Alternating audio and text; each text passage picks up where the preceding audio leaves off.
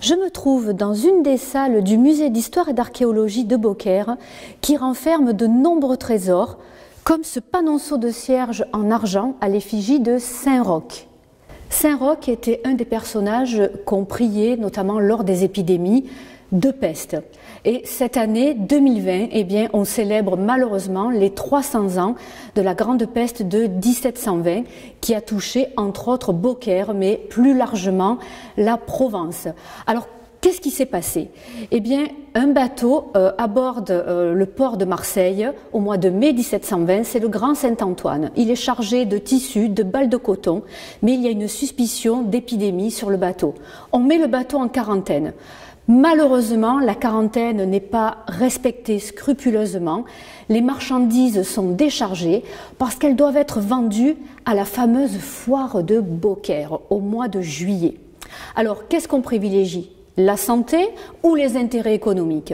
La foire de Beaucaire va avoir lieu en juillet 1720. Mais immédiatement après, et par souci sanitaire, les édiles de la ville vont se réunir, créer un bureau de santé, surveiller les routes, les ports, les voies navigables, interdire l'entrée à la ville. Bien évidemment, il ne faut pas que le fléau de la peste se diffuse. On peut circuler à condition qu'on ait un billet de santé. Aujourd'hui, on a une attestation de déplacement. Ces billets de santé, il est faux pour les marchandises, pour être sûr qu'elles ne soient pas contaminées.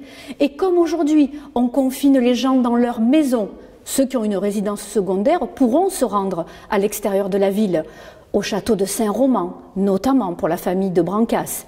On ferme les écoles, on désinfecte les rues, on désinfecte les marchandises, on se lave les mains avec du vinaigre et on va même jusqu'à désinfecter les papiers avec ce même produit.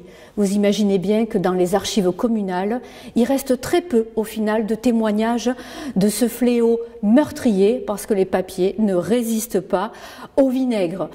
Alors, aujourd'hui, qu'est-ce qui reste de ce malheureux événement?